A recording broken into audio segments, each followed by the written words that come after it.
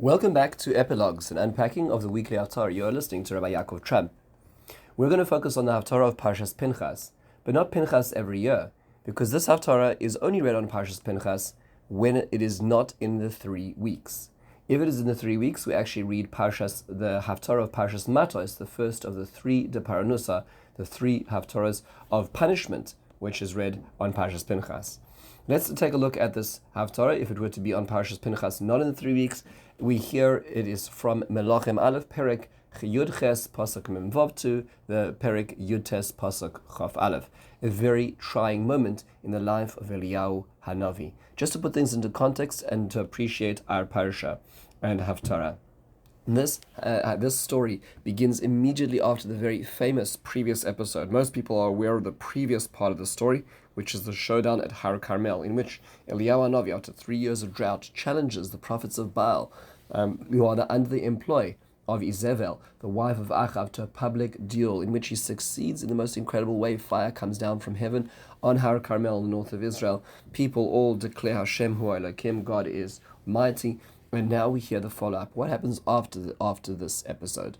The first thing we hear is that Eliyahu decides to run in front of Achav to Israel, which is fascinating. Here we hear that he escorts or runs in front of the king back to Israel. The Meforshim try to struggle with why is this. Rashi says he's giving kavod lamalchus, he's giving honor to the king. The Chida says it's actually a remez to the future Geula, where sometimes unlikely leaders may be the heralders of great Geula, of great redemption in Israel, and Eliyahu is going to be the herald. He's going to be the one who's coming just before these leaders, perhaps even leaders as complicated as Achav himself.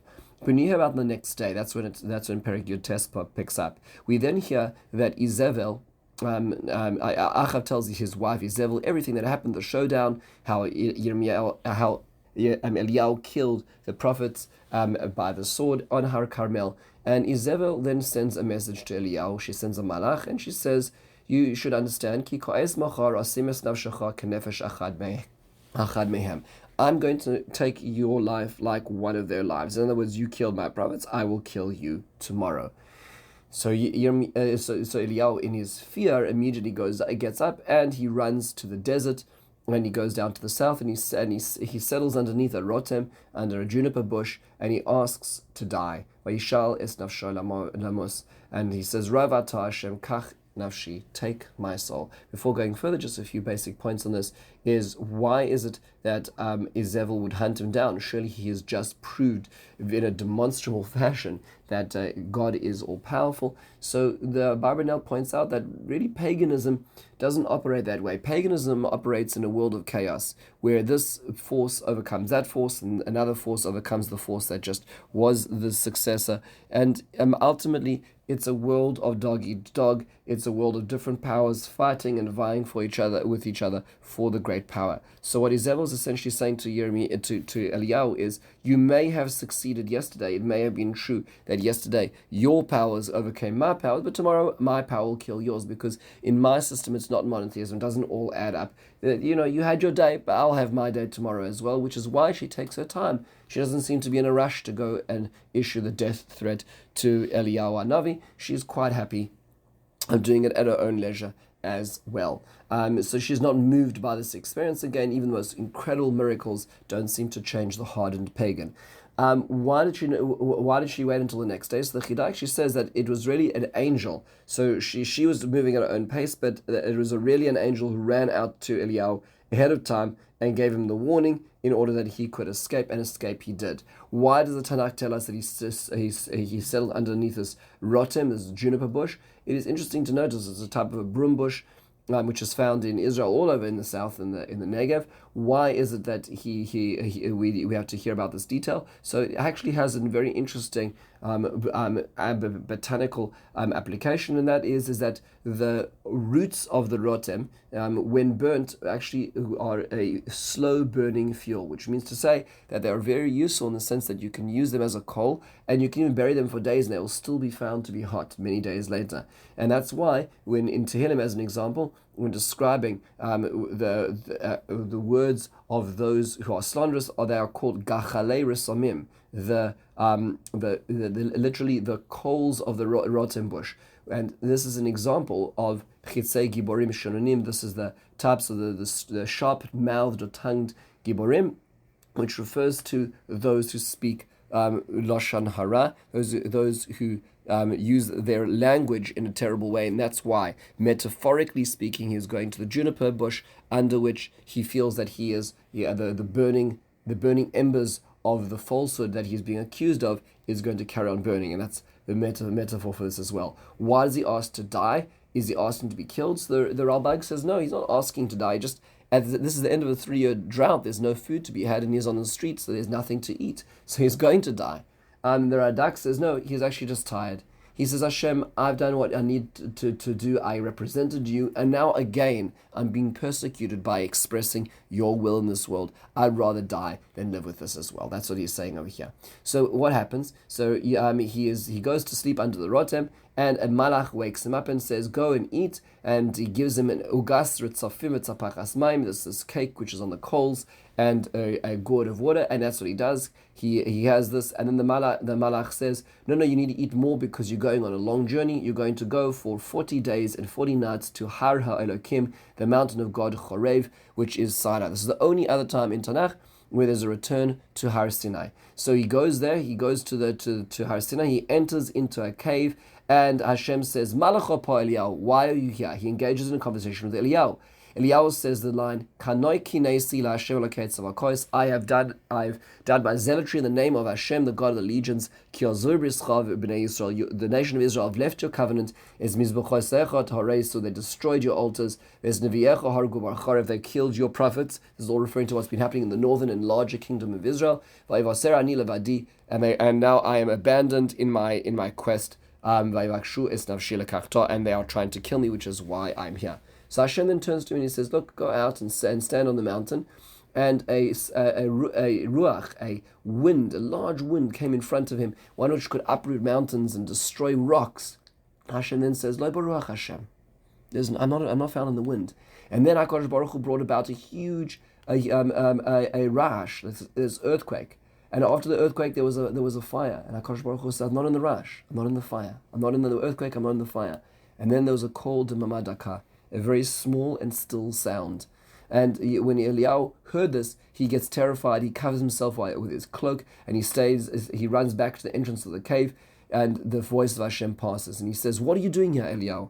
And Eliyahu responds with exactly the same words. He goes on to describe the zealotry that he had done for the nation of Israel, who were not living up to his word. At which point in time, HaKadosh Baruch Hu then turns to him and says to him, you know what, Eliyahu, you're going to go back to the desert, and you're going to go and anoint 3 people. You're going to first anoint Machazael as the new king of Aram, number 1. Then you're going to anoint Yehu ben Nimshi as the king over Israel in the place of Achav and his dynasty. And number 3, you're going to anoint Elisha as the prophet in your place as well. So these are 3 new anointings. It's almost like his job is being taken. All the jobs are being taken. The king of Aram, the king of Israel, and the prophet of Israel all being replaced. And finally, we hear the end of the Haftorah that he goes to Elisha, and he goes and he finds this Elisha ben Shaphat. He was busy plowing with a whole team of oxen, and Eliyahu comes and puts his cloak upon him, his aderes on Elisha, and Elisha comes with him and wants to leave. And before he leaves, he wants to tell his parents that he's leaving, Eliyahu takes them along, and he leaves behind his life and his family and his money. It's worthwhile noting, not the topic of right now because of time, but Elisha was an extremely rich person, and he left all of this behind because of the ideas, because of the personality of Eliyahu Hanavi, and this is a huge sacrifice he makes in terms of his personal life because of the realm of ideals that he follows. Afterwards becomes a formidable and incredible leader of Israel as being a Talmud and ultimately the prophet following Eliyahu. A few basics just to ponder in understanding this Haftorah, because there's so much that is going on, but there's a few parallels which you should be aware of. First of all, the basic parallel, which is why this is the Haftorah of Parshas Pinchas, is there's a lot of parallels between Eliyahu and Pinchas. So the language of zealotry, when Moshe Rabbeinu tells Pinchas, the actual language is the same. When Pinchas, by killing Zimri and Cosby, avenged my zealotry. That's the same words of Eliyahu, who says Kanoi Kinesi. Number 2 is longevity. We know The Radak says that when it comes down to Kitov Lo Tov Anochi Me'avosai, that really that Pinchas and Eliyahu are the same person. Pinchas lived for many years. Eliyahu never really died. He went up to heaven in a fiery chariot as well. And finally, another idea is that invisibility. We know that there is an element we will perhaps discuss in a moment of that Pinchas was able to be invisible, and also Eliyahu being able to be invisible to escape the clutches of Izebel as well. So interesting parallels between Eliyahu and Pinchas. We'll have to think to ourselves what they mean. Before getting there, there's another set of parallels which are also important, and that is this whole episode in our Haftorah, in Perek Yotes in Melachim Aleph, is very much parallel to Moshe Rabbeinu being on the mountain of Hashem, especially when we read Parshas Kisisa after the Chet HaEgel. So, for instance, we hear about the 40 days and 40 nights without food. Both Eliyahu and Moshe Rabbeinu experienced that. We hear about the revelation in the cave, where Moshe Rabbeinu asks to see the presence of Hashem, and he is hidden in the Nikra Satzur. Here, Eliyahu is in the Ma'ara.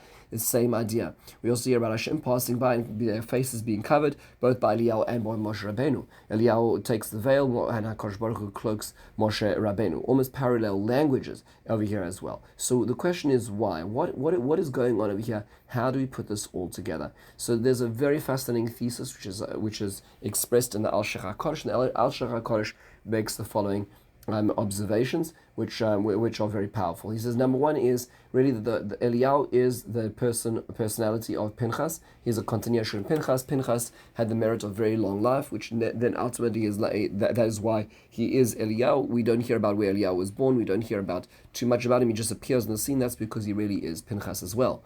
Pinchas attained kahuna, his priesthood, through his zealotry for the truth. Pinchas was also able to become invisible, which we see at the beginning of Sefer Yoshua, when he was a spy to the city of Yericho. We hear that it's not necessary to hide both spies, and Chazal tell us that's because Pinchas was one of those spies and he was able to become invisible. What that means, says the Al-Shech, is that his essence was more spiritual than it was physical, which is why he was not susceptible to death, nor at certain times vision either. His personality was inwards, so much so that he could supersede the norms and the trappings of this world as well. That's why Ezel could not capture Eliyahu on the first day, because Eliyahu had, in a certain sense, disappeared. He was not able to be seen or accessed. This also explains why he returned to Sinai, to the Nikra Satzur, to Moshe Rabbeinu, which was the closest a human being could ever come to God. Eliyahu's comfort zone was in the closest places to HaKadosh Baruch Hu. His physical existence was seen as a baggage, was seen as something which was too heavy and difficult to live with. That's why he needs food as a reminder. The Malach needs to remind him to eat food, because eating food is simply something about the external trappings of his body, but it's not really who he is as well. It's an action which human beings need, which Eliyahu is very much far away from. This also explains why Hashem explains to Eliyahu that he is not found in overt expressions of power in this world. He is found in subtlety and silence. What essentially Hashem was doing was he was reprimanding for Eliyahu for believing that humanity needed drastic actions of correction. However, Eliyahu repeats the same phrase he does before and after the conversation and display of HaKadosh Baruch Hu, indicating that ultimately Eliyahu is not compatible with this world. Eliyahu is essentially saying that I am not able to live in a world where people are so wayward, where people are so immoral, where people are so corrupt and intellectually dishonest with themselves, because HaKadosh Baruch Hu, Kanoi Kinesi, I did what you wanted, I know what the truth is, and they're not living with truth.